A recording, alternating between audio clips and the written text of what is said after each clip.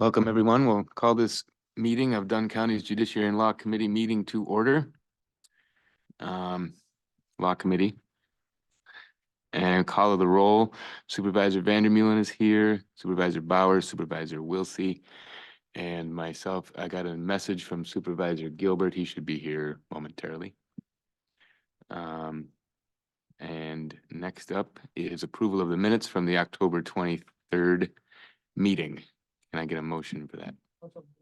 Supervisor Bauer, Supervisor Vandermeulen. Any discussion on the minutes? Hearing none, all in favor of accepting the minutes, say aye. Minutes are accepted. Did we have any public comments, Katie? No, no public comment. Thank you. Hi, Josie. Okay, we will zip along into the staff reports. Josie has arrived just in time. And let's see. Hello. Hi, Josie. Hey. Anything you'd like to add to your report? I do. Just before coming over here, I heard from HR that my new legal secretary has passed her fingerprinting and background check. So she is set to start Monday, December 4th. So I'm fully staffed. Nice. Good to hear. All right. Next up, we have emergency management. Melissa? Anything to add to your report? I don't have anything to add at this time unless you have questions. Any questions, anybody? No, looks like Okay. you're Thank you. free. Thank you. Next up is the sheriff's office. You all saw the sheriff's report in your packet. Anything to add, Sheriff? Nothing to add, but happy to take any questions. Anybody have any questions for the sheriff?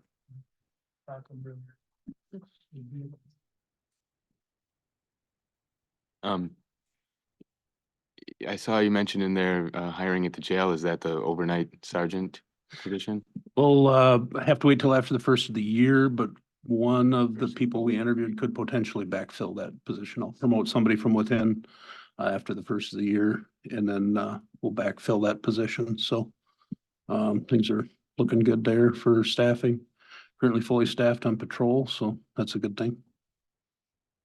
Sounds good. Thank you.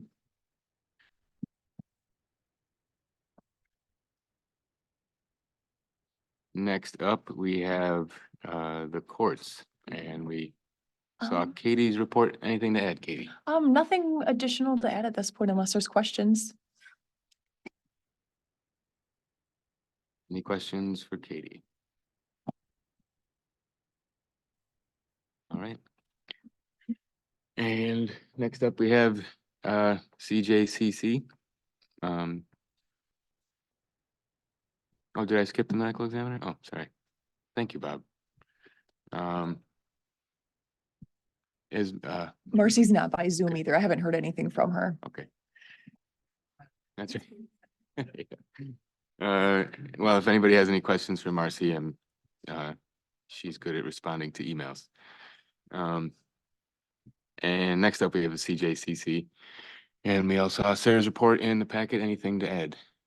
Nothing to add, but I'll take questions if you have them. Pretty straightforward. And I guess we'll move on to the district attorney. You all saw Andrea's report in the packet. Thank you for that. Some pretty unsettling details in there, but it is what it is. Anything to add, Andrea? Just our IT, we were going to hopefully have something in place, I think this next week, but we just got an email that some staff with that evidence.com we're busy with the holidays, so we're hoping to get our test site available by the end of the week. So making progress, but slowly still. Anybody have any questions for the district attorney? Supervisor Vandermeulen? I appreciated your report to the board, the visuals especially. I was just curious with surveillance video from places like Quick Trip. Do you have to do anything in particular to get access to that, or do they generally provide it, or how does that work? So Sheriff, feel free to jump in. That's, up to the investigators and law enforcement to gather that. So anytime we, get medical records or bank records, we need to do a subpoena for, but, video surveillance, my understanding is Quick Trip's usually pretty cooperative, because they're the victim and they want to recover their losses and ensure that individuals aren't stealing things.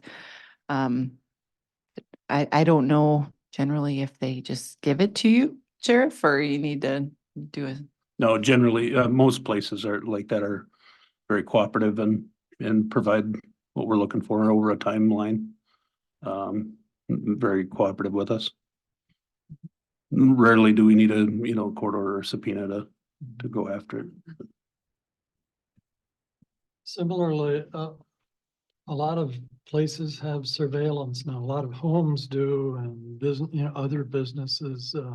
Do you find yourself making more use of that kind of thing, or not? So the other, the attempted homicide, the stabbing, outside of downtown Menominee, honestly really lucked out on that. It was late at night. The defendant actually looked up at the camera and, his story to law enforcement did not match the video surveillance, but that was very good video surveillance. I think the quality of various places, to be honest, Quick Trip's way better than what we have in the sheriff's office. It's blurry and distorted, and that stuff's like ancient, I think, in my opinion, compared to, a Ring camera is better than what they have in the sheriff's office. So, but yeah, it's more and more becoming more helpful. But again, I'm also like overwhelmed with how much data we get, especially as cell phones. One more question. I'm curious whether anybody's making any use of artificial intelligence anywhere in your work.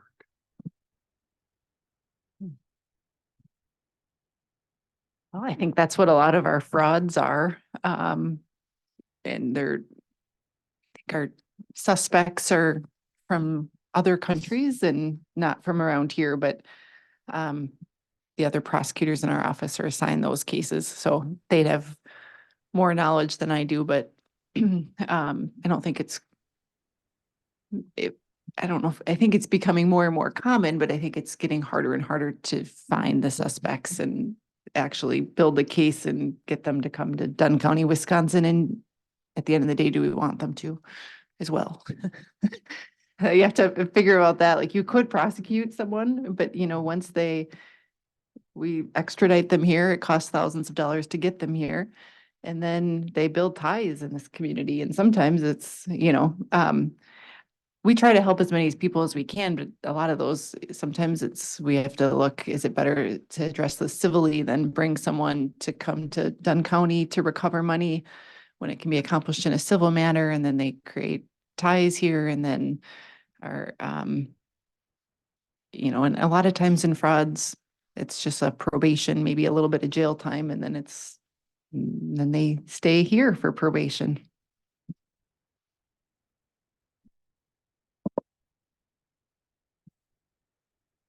Thank you, Carl. I just wanted to echo Carl, and I just saw your presentation was very well done and very informative. And there's a lot of things you don't, as a layman, don't think about that you guys deal with. So it was very helpful, I think, to the whole board. So thank you. Yeah, thank you. I was glad to see that, as I'm sure the sheriff's office and pretty much every officer was happy to see that a raise order was done on that building, because I think it was brought up numerous times to try to get public health to get rid of that. And eventually, I think after this homicide, the town board took action. So that's been a hotbed of criminal activity for years.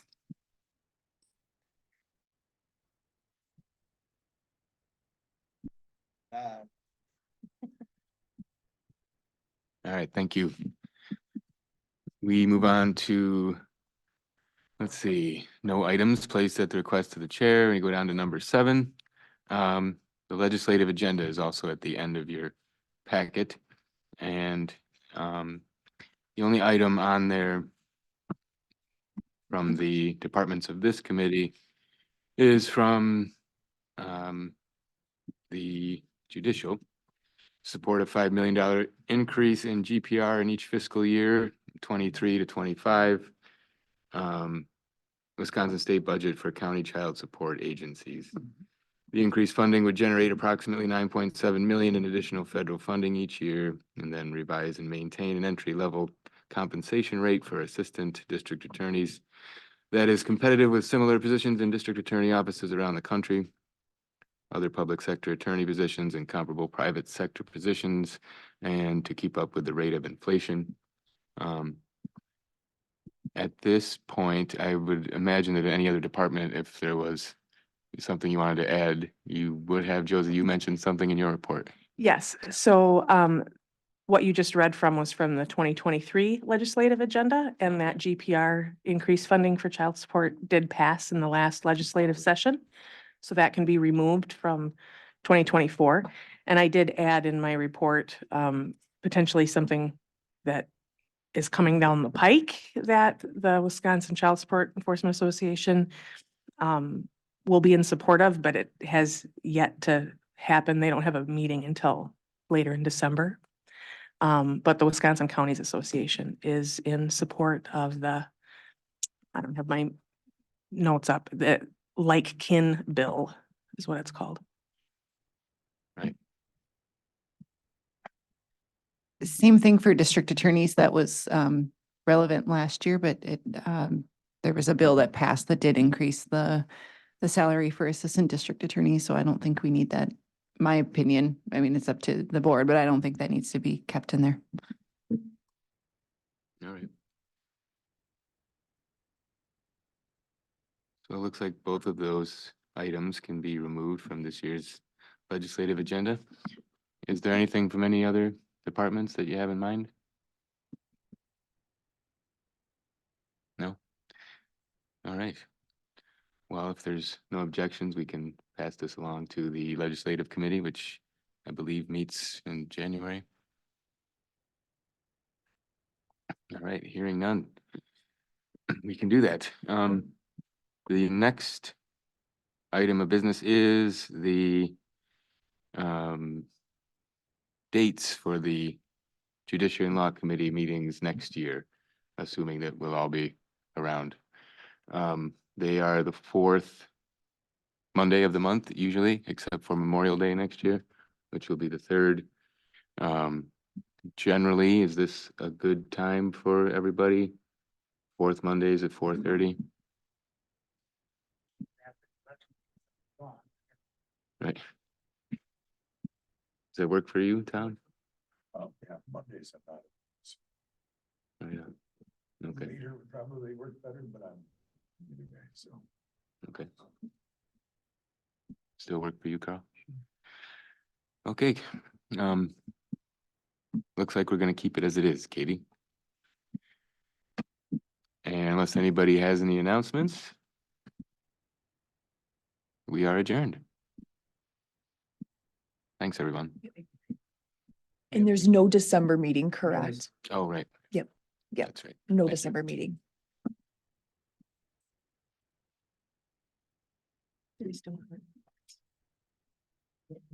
I can ask, I don't think he's.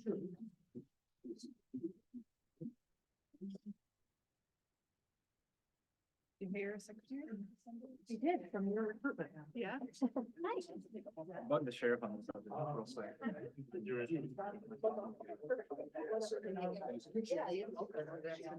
Okay. I didn't know like. She just knows the ones she doesn't. All I know is the ones that. Okay. Yeah.